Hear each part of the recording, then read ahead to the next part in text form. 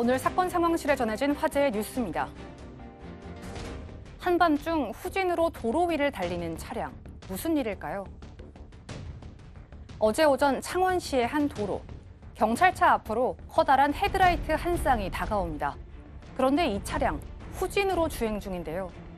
잠시 후 멈춰있는 경찰차를 그대로 들이받는 차량. 알고 보니 음주 단속을 피해 달아나다가 자신을 추격하는 경찰차를 들이받은 건데요. 다행히 차에 타고 있던 경찰은 크게 다치지 않았습니다. 경찰에 따르면 운전자는 육군 일병으로 혈중 알코올 농도가 면허 취소 수준으로 나타났는데요. 경찰은 조사가 끝나는 대로 이 운전자를 소속 분부대 헌병대로 인계할 예정입니다. 안준영 PD 측이 프로듀스 시리즈의 조작 의혹을 인정했습니다.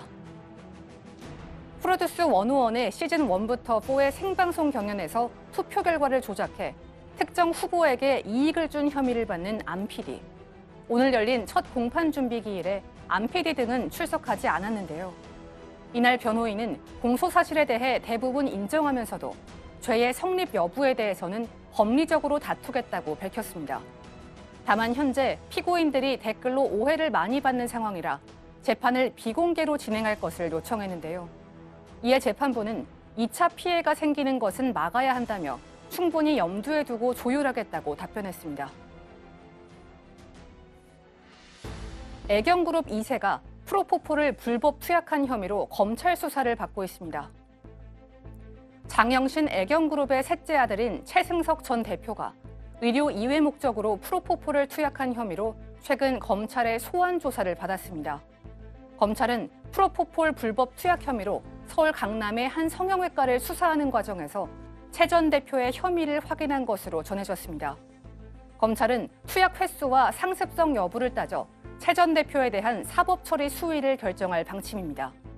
한편 최 전 대표는 검찰 수사를 받던 중 스스로 대표이사 직책 사의를 표명해 현재 사표가 수리된 상태입니다. 원룸에서 친구를 때려 숨지게 한 10대 4명에게 중형이 선고됐습니다. 지난 6월 광주 북구의 한 원룸에서 함께 살던 친구를 수십 차례 때려 숨지게 한 10대 4명. 이들은 약 2달여간 피해자를 수시로 폭행하고 돈을 빼앗거나 협박하는 것은 물론 물고문까지 했습니다. 재판부는 오늘 열린 1심 선고 공판에서 19살 남성 2명에게 각각 징역 20년과 17년을, 함께 기소된 18살 남성 2명에게는 소년법에 따라 장기 15년에 단기 7년의 징역형을 선고했는데요. 이어 이들의 범행으로 피해자가 참혹하게 살해됐고 범행을 은폐하는 등 죄질이 매우 좋지 않다며 양형 이유를 설명했습니다.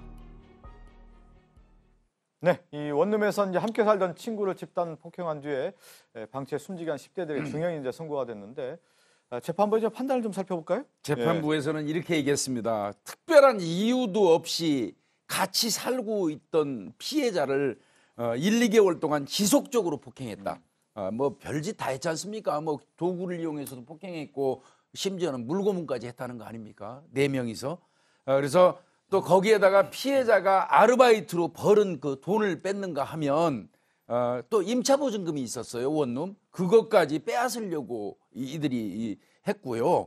그래서 이렇게 때려가지고 사람이 쓰러져서 위험한 지경에 이르르면 119를 부르는 건 지극히 당연하잖아요. 근데 그런 거는 전혀 하지 않고 범행을 오히려 은폐하려고 했다. 이런 그 등등을 볼 때 이들한테는 상당 기간 이 격리시켜서 참회의 시간을 좀 갖게 하는 게 맞겠다. 이러면서 중형을 선고했는데 아시다시피 19살 2명이 있고 18살 2명이 있습니다. 남성인데요. 19살은 이제 소년범이 아니죠. 그러다 보니까 각각 징역 20년, 17년 이렇게 보냈고요. 18살 남성 2명한테는 소년범이기 때문에요. 장기 15년, 단기 7년의 징역형에 처했습니다. 네. 근데 지금 19살, 18살 나이로 봤는데 이런 범행을 저지르고 그 이후에 자수를 하지 네네. 않았습니까? 근데 네. 재판부는요 이것을 순수한 자수라고 보지는 않았던 것 같습니다. 자수를 했지만 자수서에서 보면은 피해자의 책임으로 계속 몰아가고 있다. 양형에 이것을 뭐 반영할 정도는 아니다라고 얘기를 했습니다. 또한 이들 자체도 자신들이 아마 피해자 쪽으로 몰아가다 보면 형량이 작게 나올 것이라고 생각을 했기 때문에 자수를 했을 가능성이 큽니다. 예. 자, 그리고 이제 프로듀스 시리즈 뭐 투표 조작 혐의와 관련해서 이제 그 공판 준비기일이 진행이 됐는데 네. 담당 PD가 참석하지는 않았다고 하죠? 네. 공판 준비기일이기 때문에 참석 의무는 없습니다. 이제 변호인만 참석을 했고 쟁점을 좀 정리했는데 특히 배임 수재 관련해서는 부정한 청탁이 있어야 되는데 그 안 PD죠. 피고인 안 PD는 그 부정한 청탁 부분들이 좀 애매하다. 법리적 검토가 필요하다. 또 배임 수재 금액이 좀 아직 다툼의 여지가 있다라고 변호인이 주장을 했고요. 또 이 연예기획사 측도 마찬가지로 김영란법에 해당할 여지는 있지만 대가성 부분 때문에 배임 수재 부분은 좀 다시 판단을 좀 해달라고 얘기를 하고 있습니다. 근데 워낙 뭐 이 충격이 큰 사건이었고 이런 조작과 관련해서 국민적 공분이 일어났는데 변호인은 또 이 비공개로 재판을 진행해달라고 요청을 했어요. 근데 그 부분은 조금 저도 변호인의 어떻게 보면 좀 일종의 양심이 그래도 있다고 해야 될까요? 뭐냐면 이게 문제가 되면서 연습생들 순위가 바뀐 거에서 그 연습생들은 모르잖아요. 또 몰랐다는 겁니다. 그러다 보는데 이게 또 사람들은 그럼 누가 어떻게 바뀌었냐라고 하면서 또 2차 피해가 될 수도 있는 상황이었기 때문에 그래서 재판은 비공개를 좀 좋겠다. 그래서 우리가 죄 지은 거는 죄를 받겠지만 연습생들에게 피해는 안 갔으면 좋겠다라는 취지의 얘기를 했는데 이 부분은 저는 뭐 공감이 갑니다. 뭐 조작을 했고 또 데뷔한 가수들이 있기 때문에 오히려 공개 재판했을 경우에 2차 피해까지 있기 때문에 비공개를 진행해달라는 요청을 했다는 얘기인데요.